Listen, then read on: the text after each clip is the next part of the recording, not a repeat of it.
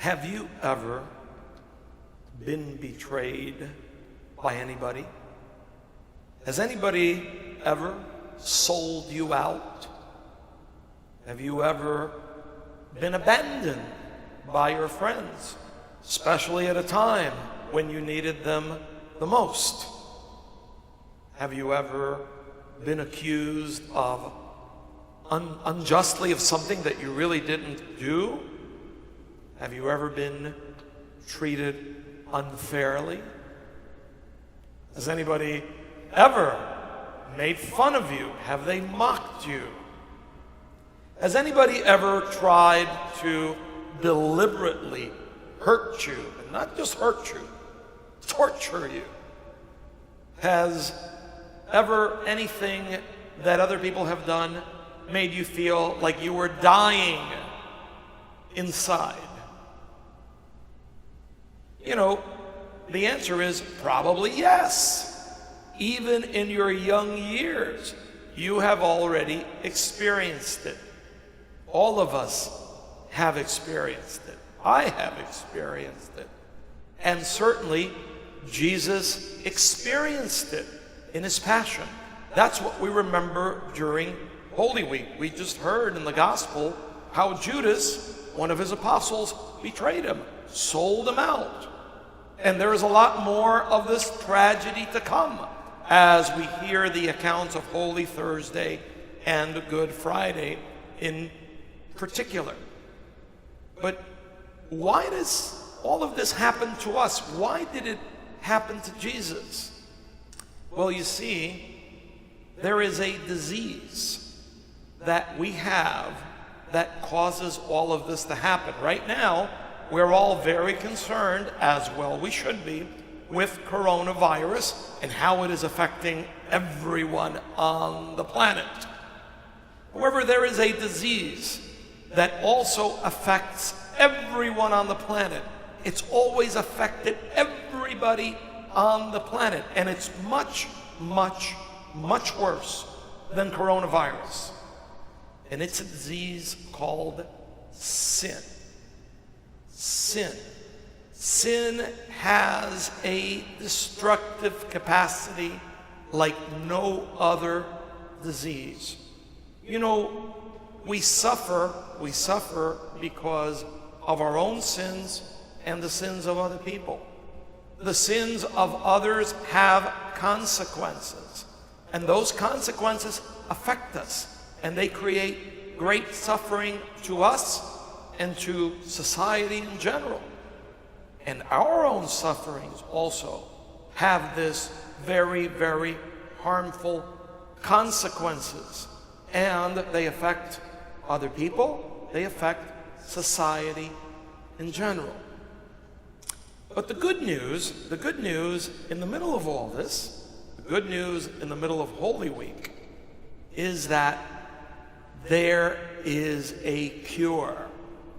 There is a cure for sin.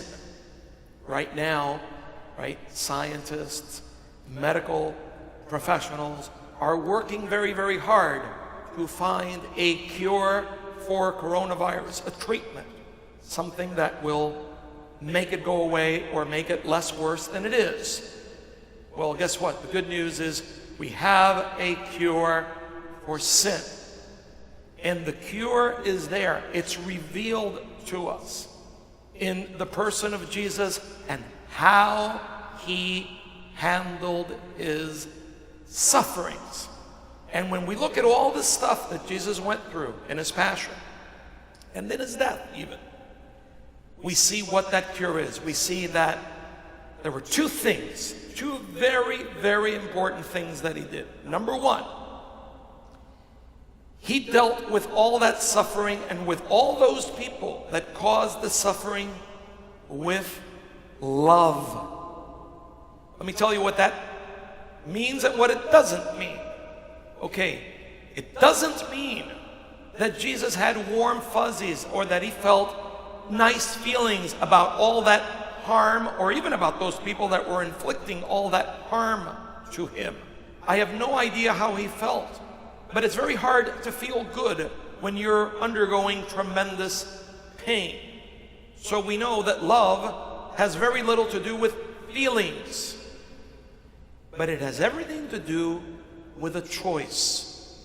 And we see that throughout all of this, throughout all of his suffering, Jesus made the choice that all those people that were inflicting the suffering would be filled with life, that the best would come to them.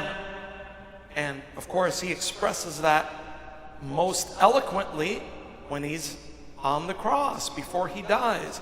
Father, forgive them, for they know not what they do. Love is part of the cure.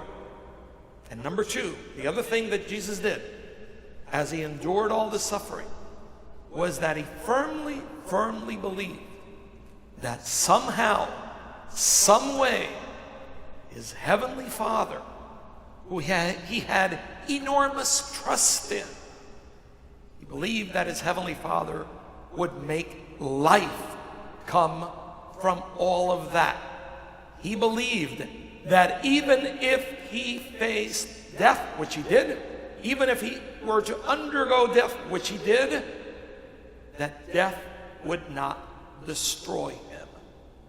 And this Sunday, when we celebrate Easter, we, of course, will remember that it didn't.